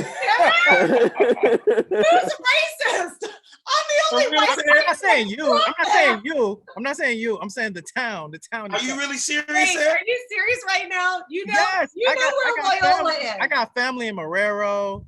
I got family. I went to West Jeff. Wait a minute. Hell, I was born in Boulevard. Louisiana. My birth certificate, I was born in Louisiana. But you know Loyola Boulevard. I know that area. I'm telling you. I know You that know area. Duke Street. I would spend my summers in New Orleans to get away from Chicago. My parents, it was just like Crooklyn. Like Kenner's like racist, and it's no, there's no white people. maybe, Betsy, are you the only non-racist person in your family, or what? No, when I was younger, my mom dated a black guy for a long time. We had a black. Did you guys have a color TV? Was his name Rufus? His name was Donald. It was her best friend's brother. He had like 8 kids. He made y'all call him Uncle Don. He made you call Uncle Don. That was the biggest shit, right? Okay, listen, I'm telling you, said my neighborhood's racist. I'm gonna tell y'all, I grew up right on this street called Furman. I lived most of my teenage and young years on this street, Furman Circle, next to Emerson. What year was that? What year? Well, how old am I? That's like when I was like, I lived, you know where the airport is? Yeah, I know what the airport is. Yeah. Okay, you go down. It's a new one. It's a new one and the old one. The old one. No, when you go down Williams Boulevard by the check-in, check-out. Okay. I lived on a street called Jerry Street right there, and then I moved over by Duke Street. I remember walking down Duke Street the first week I moved in to Taco Bell, and about 10 black girls were like, "Yo, white bitch, what the fuck are you doing walking down the street?" I was like, "Well, I'm going to Taco Bell, y'all." You know what I thought you were gonna say? Betsy. What? You be the black girls and say, what the fuck is your white ass? You be them and I'm gonna be you. This is what I thought you were gonna say. Go for it. Ready? Go. Yo, girl, what the fuck is your white ass doing walking down this street? I'm finna get a chimichanga, nigga. And then that's when they all beat your ass. Beat in my pants. Wait, Betsy, I got a question. Yeah. And you can be honest with me. Okay. Did Donald either have a Cadillac or an Oldsmobile? The nigga used to date. Did he have a pinky ring? The dude that used to date your mama. She said that Donald had 8 kids. Oh my God. Oh, Donald was a dirty dick nigga. He was actually, I'm gonna tell you guys right now, I wish my mom and dad, but I love my stepdad so much. Like my stepdad was the craziest. You want a Donald to be your stepdaddy? I love Donald. Let me tell you why Donald loved your mama so much. And it's just because she was fine as fuck, Alex, but why else? It's just a guess. Okay? What I'm about to say is just a guess. Okay? Because I wasn't there, but I just want you to tell me what you know, okay? Okay. One reason why Donald loved your mama so much is because he was able to have 8 kids and she was okay with it. And she didn't give him no problems about all these baby mamas he had. Because see, if he had messed with a black chick would be like, nigga, you got how many motherfucking kids? Oh, hell motherfucking no, Donald. See, that's your problem, Donald. You can't put your dick in your pants, Donald. Man. My mom had 4 kids. I mean, my mom's like, girl, we roll with our kids in New Orleans. That's what we do. It was 12 It was 12 of y'all. That's a lot of kids. Betsy, where did your mama meet Donald? Did she tell you? Was it like at an OJ's concert or something? Or OJ's concert. You trying to get backstage? one of my mom's friends that she worked with, they were really good friends. And she said, I really want to hook you up with my brother. He's such a nice guy. My mom's like, hook me up. My dad was a piece of shit. Wait, can I ask you this? Had your mom dated any black dudes before that, or was he the first? Well, my dad's Sicilian. So my dad is like extremely. Okay, but that's not black. dudes? No, that's very dark Italian. complected. It's Italian. So it's safe to say once she went black, she never went back. But Doc, No, you she said did. it's Italian? No, my stepdad was white. My stepdad was white, but my stepdad was like white trash. Like he was awesome. He was so much fun. Doc, you say Sicilian's Italian. Let me tell you something. No, I said they're not black. Yeah. But you better be careful saying they're Italian to an Italian person. I thought I was gonna get jumped once when I said Italian. Because you're Sicilian. That's not the same. I was like, oh. Oh no, it's totally different. No, I have a friend who is Sicilian and will not claim being Italian like she's Sicilian. Yeah. Italian people get mad if they find out you say the word Italian and you're Sicilian. It's two totally different countries. Yeah. They're right next to each Guess other. what? They're right We next to all each have vaginas and penises. We're human. What the fuck do you care? That is other. true. Some people That is might true. argue that theory, but That is Becky. true. So did Donald sleep over? Did he like come over and sleep over? No. My mom never, ever. We talked to Donald on the phone all the time and we would meet with him, but we never, even my stepdad, we slept at his house. They slept in their room. My mom never had men ever. Oh, Yeah, no. wait, you slept over that's Donald's very house? good. Huh? No. Did you go over Donald's When house? she met my stepdad, we stayed over there, but after they had been dating for a while, she never brought men home. I mean, Well, that's good. How long did Donald last? well, they My dated for girlfriend. months. Is that somebody coming in? That's Donald. That's Raul ordered a pizza. Raul ordered a Bob pizza. loves this Donald story. That's No, but Donald. that's good. That's actually really good, and that was a good question, Doc. That's actually good that your mom did that and didn't have, because first of all, Donald was very fertile. That was so many babies, and he probably didn't have good dick control. So that was good that your mama didn't let him. Yeah, that was great. Yeah. Hey, so did you guys hear? I gotta throw this out. Did you guys hear about a few states are actually opening back up right now? Yeah. Like Tennessee, Georgia, Florida, they're opening up barber shops, hair and nail salons, and some beaches. What you guys feeling on that, man? Because I feel like we ain't out the woods just yet. I think I believe it's economic reason why they're doing it, but it's too early. I mean, I want to get back to regular life too, but Yeah. I believe it's too early. That's just my personal opinion.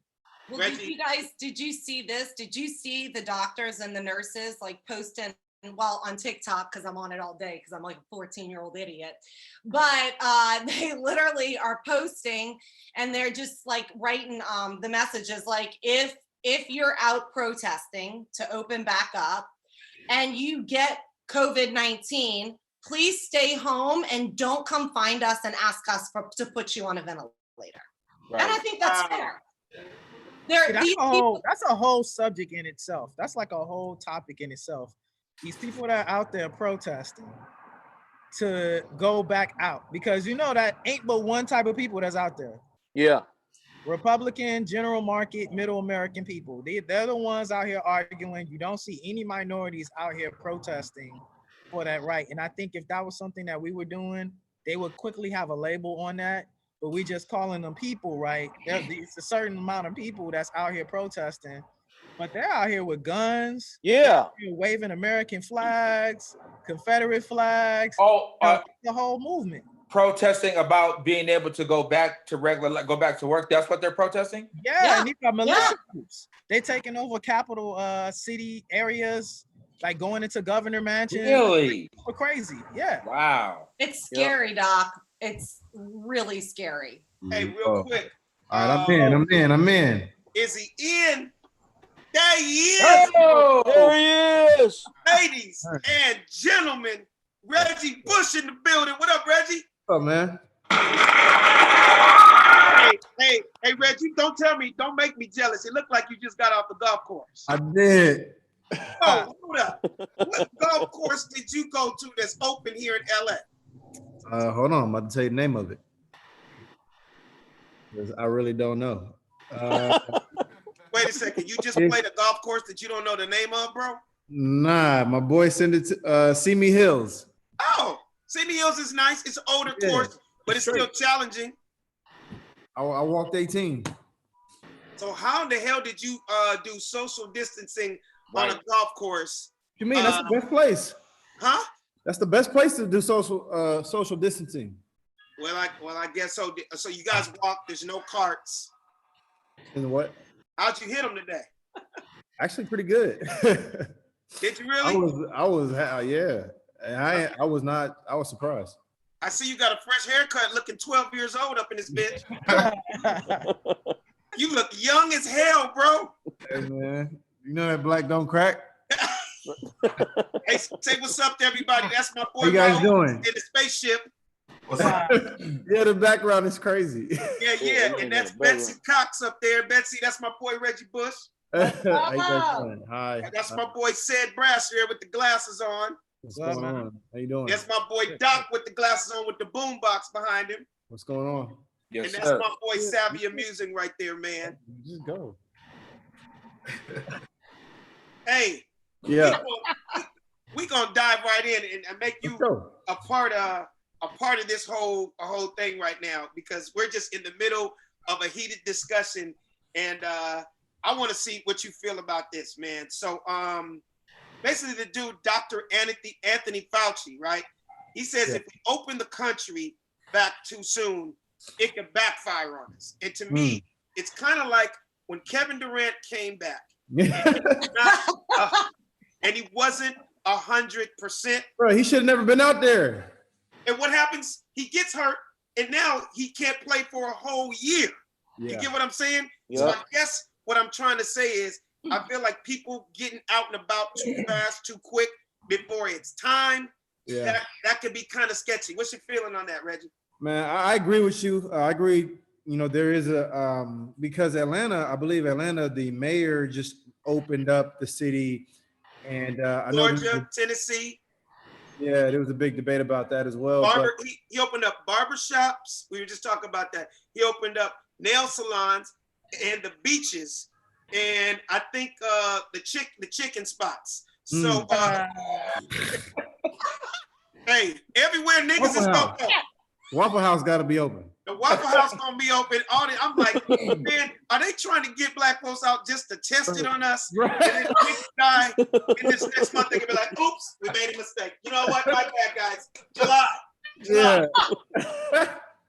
Well, you know what? I just think at the end of the day, you know, we all got to look out for each other. We got to look out for ourselves, because clearly we don't have the proper leadership in the White House, and we don't have the proper guidance, you know, for the people who don't have jobs to go back to. What about them? You know what I'm saying? Yeah. Like we about to open up the economy, and there's, you know, millions of people that have nothing to go back to. So, you know, I don't understand, you know, a lot of things, like you're saying. One, opening up the economy too soon. The other one, I don't understand this whole back pay, this whole 3-month back pay rent, you know, for people who are renting. Like, what if they didn't have a job before then? How are they gonna get the 3 months? Right. Exactly. Don't get it. Exactly. Hey, listen to me, man. Gabby, I know you had a good question for Reggie. We were talking about it earlier. What was your question? Mine flips the whole subject, man. You know what where I'm taking it to, man. Yeah. So I was talking about you know, as far as football, man, you know, when we go to the NFC South, I got 2 questions, man. So you see Gronk now just goes over to Tampa Bay to join his boy Tom Brady. Yeah. So looking at that on paper, would you say that would be the New Orleans Saints' biggest threat in the NFC South on paper, just by looking at it? I would say so. On paper, if Gronk if the deal actually does go through and ends up happening, I heard there's been talks about Antonio Brown possibly going to Tampa Bay as well. You know, and they could get him for a cheap price at a discount right now, just because of all the stuff. Like Reggie, like what, like $8-10 an hour?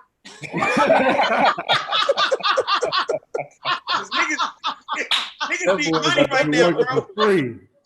He's gonna have to prove himself. They are not playing with him when he comes back to the league. Yeah, they're not playing with that dude, man. But yeah, I think that that could be a scary situation, man. Because you got to think, Jameis Winston threw for 5,000 yards, even though he threw 30 interceptions. Right. Like people are looking at the opposite, and they're saying, well, he threw 30 interceptions. But yeah, that's bad. But also, look how many yards he threw while throwing 30 interceptions. Like that's nearly impossible to do. So if Tom Brady goes there and just protects the football, then they're gonna be a playoff team. And I believe his QBR was the same as Tom Brady's, right? If I'm not mistaken. Yeah, it was. Yeah, Tom Brady had a terrible QBR. He did, man. It was terrible. That's why I don't understand. Listen, at the end of the day, if he has another terrible QBR, then it ain't gonna matter. It's the same as Jameis Winston with a new tight end. But I'm gonna be real, dude. I'm gonna be real. Tom Brady is such a star in the NFL and in that sport. No one gives a fuck about his QBR. That'd be like going, hey man, the Buccaneers are gonna do good, but did you hear Tom Brady has horrible credit? Like nobody cares about that. Nobody cares about the name. The name supersedes his production on the football field right now. Hey, because man. his production is gonna tell you, don't sign this guy. Yeah. Hey, is it safe to say, Reggie, if I'm just hypothetically speaking, if the Buccaneers went 1-15, that motherfucker would still sell jerseys and they're still sell tickets. Yeah. Hell yeah, you still sell jerseys. The stands every game is gonna be packed. Yeah, it's a business. It's a business. That's a good business move for Tampa. I think they come out on top on that move. For real? Just because even if they don't play well, they still at least sell tickets. You know what I mean? They still at least are going to attract some national attention. You know what I mean? As an organization. So worst case scenario, they at least look pretty for a year. Right. Exactly. So I've been following you on Instagram, man. It looks like you've been in the gym doing 2-a-days. Working out. You look like you up to 1,900 push-ups a day now. You look like you can get back on that field, but I heard about your new deal with Fabletics, man. Yeah. Tell us about Fabletics, man, in the new workout gear. So I linked up with Fabletics, and they have a new men's collection, new men's line coming out that they're dropping. I'm wearing one of the sweaters and the shorts, very comfortable, very lightweight material. But had an opportunity to kind of join on with the brand that I really believe in, and that's one of the things for me is very important is if I sign on with the company or a brand or a team or whoever it is, if I rock with you, then I have to believe in it first before I try to sell the product or anything like that. It's the same way I'm on here with you guys, man, because I believe in the product. I love the content you guys put out. It's always funny. And so that's why it's easy for me to hop on anytime. Absolutely. Well, you don't know how much we appreciate that, man. Yeah, so we do. All right, here's a personal question, brother. Yeah. You're a daddy just like me. Yep. And I know these kids are driving me crazy. Okay. Reggie, let me tell you something. I'm a daddy. I'm a PE teacher. I'm a math teacher. I'm a scientist. I'm a security guard in my house. Making sure one kid don't kill another kid chasing them through the house. You were Easter Bunny too, weren't you? I'm the Easter Bunny also. Hey, you know what, Alex? I gotta say this, man. You go all out for your kids, man. I really do respect that because you really do give 110% as a dad. And listen, it comes with the territory, but man, I agree with you. For me and my wife, it's like we wake up trying to find new ways to entertain our kids with the same exact stuff. Like we ain't switched up nothing. We using the same exact things. We just trying to dress it up a little bit differently to make it look different. We're doing the same thing with the food too. Yeah. Hey, Alex, Reggie to the point, he just letting it happen organically. I saw a video yesterday and the son has looked like cake all over his face or yogurt. Yogurt. It's yogurt all over his face. I said, Reggie just said, fuck it, man. Just do whatever you want.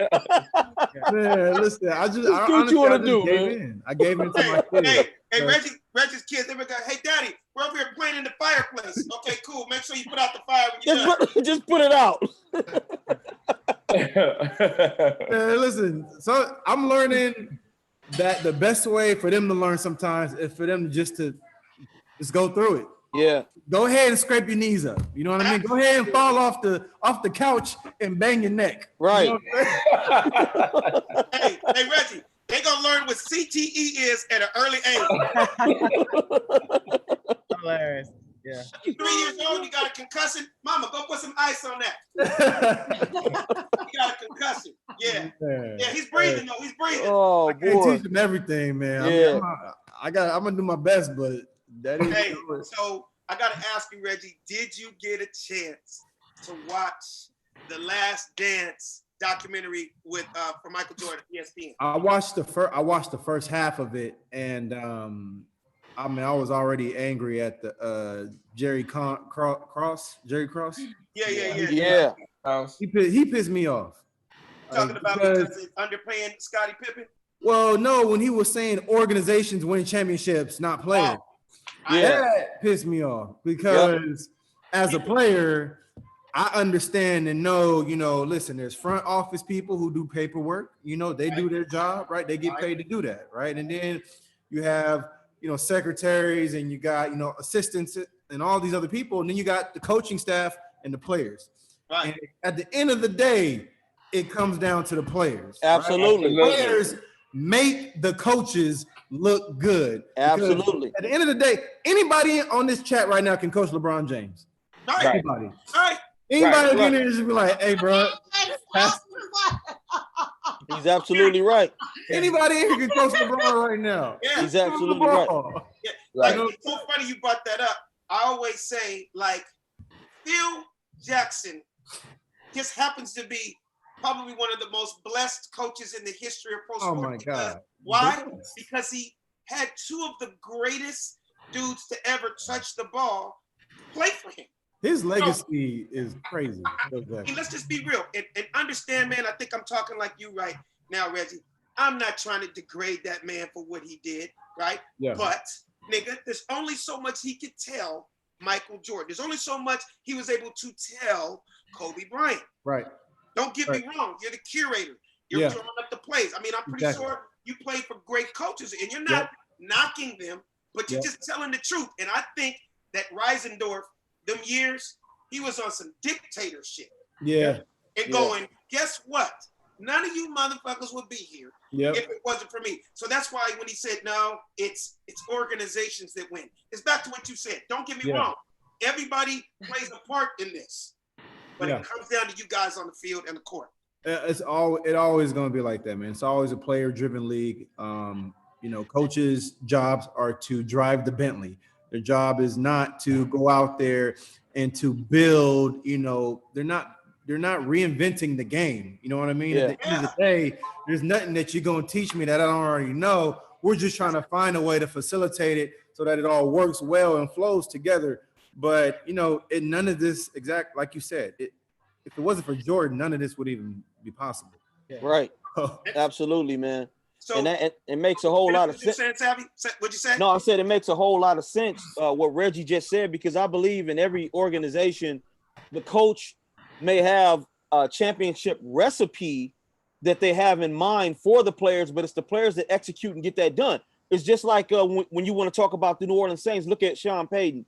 Yeah. When you put a Reggie Bush next to a Pierre Thomas, and then you got a Marcus Colston, a Lance Moore, a Devery Henderson, and a Drew Brees, when you put all this together, you win a championship. And it's just like I believe he's still trying to do the same thing. Okay, well, we lost Reggie. Let's put a Darren Sproles in there. Or we lost Sproles. Okay, let's get an Alvin Kamara. Let's put him next to an Ingram or Murray. It's like trying to find that trying to find the recipe. same, trying to replicate it. You just said that.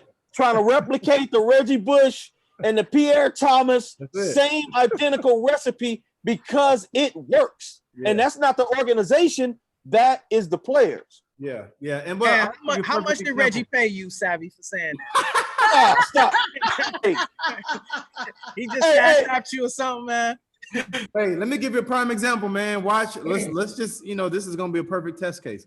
Let's see how the Patriots do this year without Tom Brady. Let's see how Bill Belichick does this year without Tom Brady. It's going to be the first time we see those two not together. And there's always been talk about who deserves more credit. Is it the coach or is it the player? Yep. Players think that the coach did a great job at putting the team together and getting everybody, there. And that team got them to the playoffs. But Tom Brady was the ultimate finisher that sealed the deal for him in the playoffs and in the Super Bowl. I hate to say it. I'm not trying to be mean, but they're just going to be a regular football team, bro. Regular. Yeah, they're just going to be normal. I mean, regular. Like Crenshaw High might be able to whoop them motherfuckers. Hey, Alex. Hey, y'all remember that verse by Jay-Z say? People said they made Hove. I said, okay, make another Hove. Right. So if you made Brady, okay, we'll make another one. Exactly. So I gotta ask you this, man, because another thing we've been talking about is this whole social distancing thing, right, Reggie? Football is as contact and as close and personal as it can be. Obviously, no one has the answers. We don't know what's gonna happen. But do you think, because of this pandemic, because of what's going on, and football starting up, August? Yeah. Do you think it's going to change the game? Are guys going to fall back a little bit? Are guys going to go harder than ever? Because you don't know. None of them are scientists or doctors. Is the game going to change? August? Yeah. I don't think the game's going to change at all. I think at the end of the day, guys still got to earn a paycheck and guys still have, a job to do. And the eye in the sky don't lie. That camera's always watching you when you're on the football field. So guys have a job to do while they're out there. The one thing I think that it could possibly affect is just, the way that they or how many fans they allow into games. I think that could be something that could be affected early on in the season. Yeah. But from what I've been hearing, I'm not a doctor, but once we get closer to the heat in the summer is when it's supposed to be when the coronavirus, doesn't spread, I guess, as well. And that's when we're supposed to have it under control. So there's still a lot to learn and a lot to be said about this virus, man, just because we don't know. I just heard a story the other day that I think a 5-year-old girl passed away. Yeah. A black girl, 5-year-old black girl passed away from coronavirus. So, they said that kids couldn't get it and pass away from it. And obviously, that's not true. So. Right. Right. Now that's crazy, man. I got to ask you another question because we've all been finding either new hobbies or things that we've been trying to do to keep us, busy and all that kind of shit. But this is kind of a TV question. Have you binge watched anything that you did not watch in the past, but now you and your wife are like, oh my God, we watched all of blah, blah, blah? Man, we just caught on to, and I don't know why, I'm probably ashamed to even say this. We just caught on to Issa Rae's new show. Issa Rae, her show. Issa Rae, Insecure. Bro, that show is funny as hell. It is. That show is super funny. So we just started that. And then there's another show called Black as Fuck. Yeah, that show is funny as hell. So we just started those two shows. So between both of those are the two newest shows that we started watching. But you know what you need to watch? There's a few you need to watch. First of all, Godfather of Harlem. Okay. On Epix. On Epix, yeah. With what's his name? Forrest Whitaker. Forrest Whitaker. So you saw American Gangster. Yeah. Okay, so American Gangster was the drug trade in the 70s, right before the 80s in New York with Nicky Barnes. And Frank White, right? So Frank White actually was a drug runner, a driver for Bumpy Johnson. Bumpy Johnson ran New York during the 60s, the heroin trade. And when I tell you Forrest Whitaker is going to win all type of awards, it's on Epix. Okay. And it's called The Godfather of Harlem. Okay, I'm going to have to check that one out. You got to check that out. And of course, I know you saw Tiger King. Oh, yeah, of course. It's a Tiger King. Tiger King. I can't. Yeah. How do people get through it? I'm like, oh, that poor snow leopard. Like, I can't. It's so sad. Is that the Banker too? That's on Apple TV. Yeah, we saw that. Yeah. Real good. I want to know everybody's opinion on from the Tiger King show. What is y'all opinions on Carol, the lady? Guilty. I'll go last. You said guilty. Hey, somebody better talk real quick before I start talking. Hey, Nah, go ahead, Alex. I ain't even seen it, so Yeah, I seen it, bro. She did it. I seen it, and I flat out think that she got rid of dude, man. You know, you don't mysteriously say somebody took a flight and they just didn't come back, especially when you got a cage full of tigers in the backyard and you already a nutcase. And she just too nonchalant about it. Well, I don't know what he's accusing me of this stuff for. I just don't know what is he saying this stuff for, and I just believe he's crazy. She shrugged that question off way too nonchalant. Way too easy, bro. Man, dude, tiger food. Straight up. I know y'all heard what OJ said. OJ Simpson said, "Oh hell yeah, tiger sashimi." And you know he know. It's like in Louisiana, people dump bodies in the swamps and alligators eat them, and you never find them again. Well, they didn't have to worry about it because them tigers had that motherfucker for lunch. There you go. But I said in the beginning of this show, don't fuck with a white girl because they will kill you. That's how I know she did. I know. It's the quiet one. It's the quiet ones you got to worry about. Way too nonchalant about. There you go. It's the quiet ones, Reggie. Quiet ones you gotta worry about. Those the ones. The loud ones is the one that's just gonna fight you, beat you up, but the quiet ones are gonna kill you. Hey, Alex, it's them ones that say, I have no idea what they're talking about. I just don't know where he went. He just left one day. He never just came back home. I have no idea what happened to him. You just lost the whole husband, huh? How you lose a whole husband? A whole husband. How you lose a whole? Yeah. Hey, no clues. No clues. Oh my God. People lose wallets. She lost a husband. A whole husband, man. Misplaced them, right? They said there's a certain, and I'm not even joking right now. Oh man. A certain type of acid. There's a certain type of acid in tigers' bellies, right? So when they eat big catches or when they kill like a huge animal, the acid disintegrates the bones. You know, so they don't choke and so they don't poke themselves. Damn.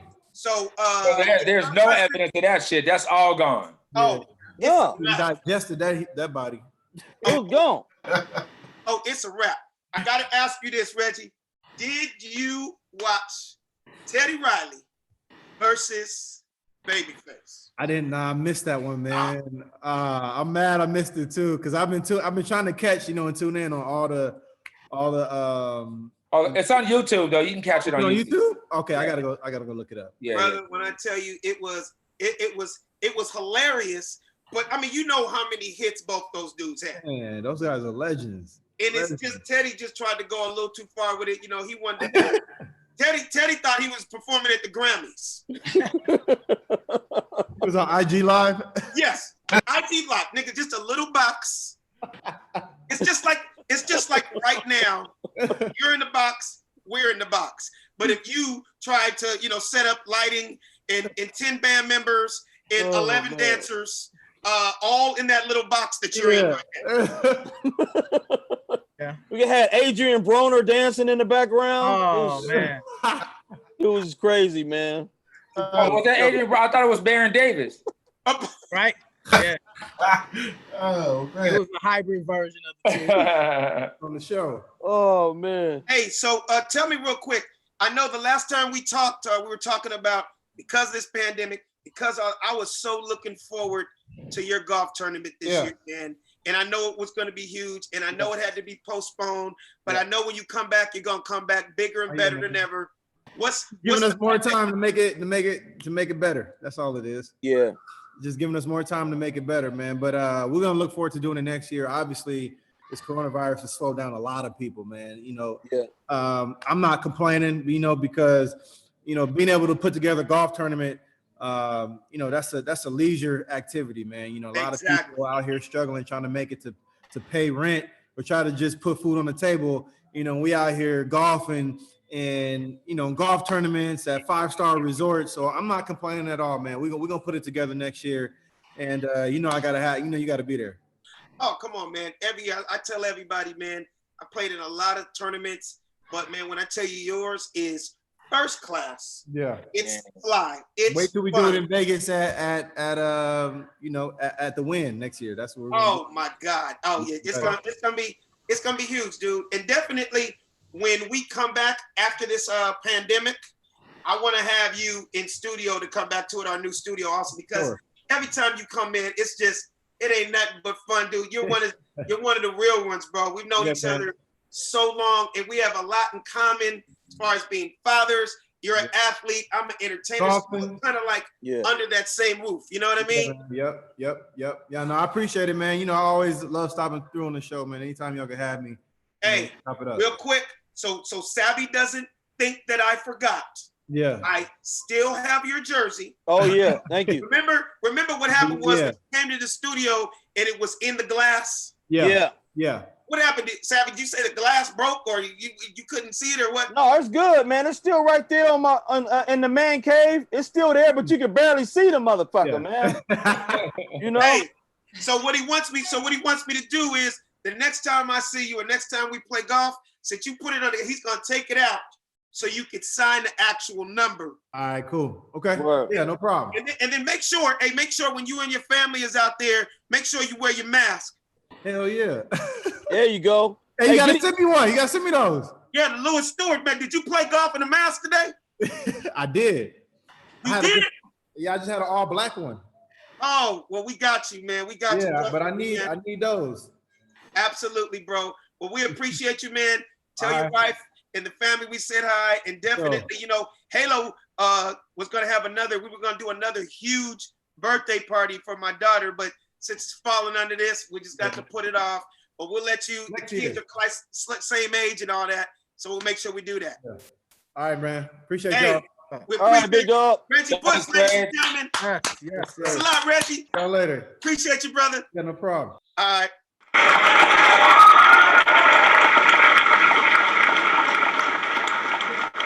Bush pulled up on us, y'all. That was real cool, man.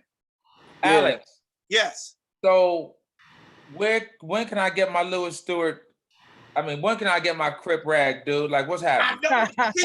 You see, damn near. When I tell you, Snoop bought 50 of them. He cleaned us out of the blues. Come on, I got to trying to get some more blues so I can make sure you can get yours, cuz. Come on, cuz, because I can't do it. You can ride your bike to him since you're going 14 miles anyway and drop poor little Doc a do off one. You know what? I might just pull up on my bike, bro. Right. And it's funny, I thought about you because I pass by where you live every morning.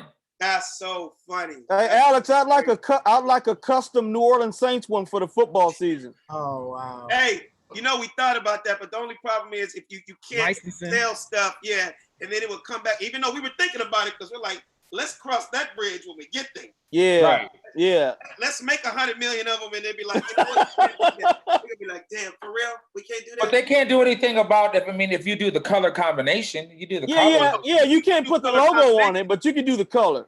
But you just can't do the logo, and at the end of the day, that's what people want. Right.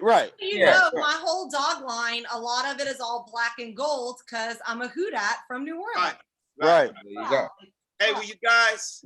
There you go. What you got, man? Like black and gold harnesses. Oh, there it is. There you go. Okay. I thought that was like some old burlesque. I thought that was some tie them up bondage shit. Oh, you got over there, Betsy? Yeah. Put some shit off from the ceiling. Exactly. Where's the swing? This one. Where's the paddle? Where you got the paddle at? Hey, you guys, I just want to say this was another successful week, man. We had a lot of fun. We talked about a lot of stuff, and what's crazy is we pretty much touched everything we wanted to talk about today, man. I think anybody got any final thoughts before we get out of here? Anybody received their stimulus check?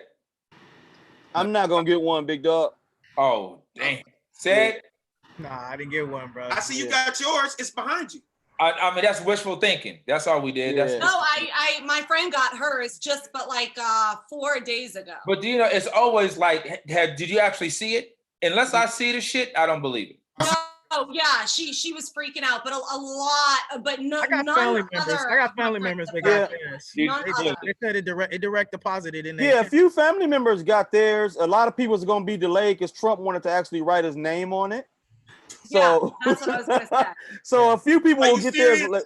Yeah. he definitely one of my Story, Alex. This That's true. Are you really serious? Yes. Oh, that's they're true. serious. They're They're serious. serious. The delay in the checks, they already had checks printed, but they had to print some more checks. He wants his name on it. So whose name was on it when his name ain't on it? Yeah, I don't know. There was no name on it. It was just the federal government or the Treasury, Yeah. the Secretary of Treasury on it. Yeah, he already said he Bills are came. hungry. Who gives a shit what Yeah. name is on it? But he already had Alex. He had a live press conference. He was like, "Look, listen, people. I want to put my name on these checks, so you know it's coming from me in November when you vote, people.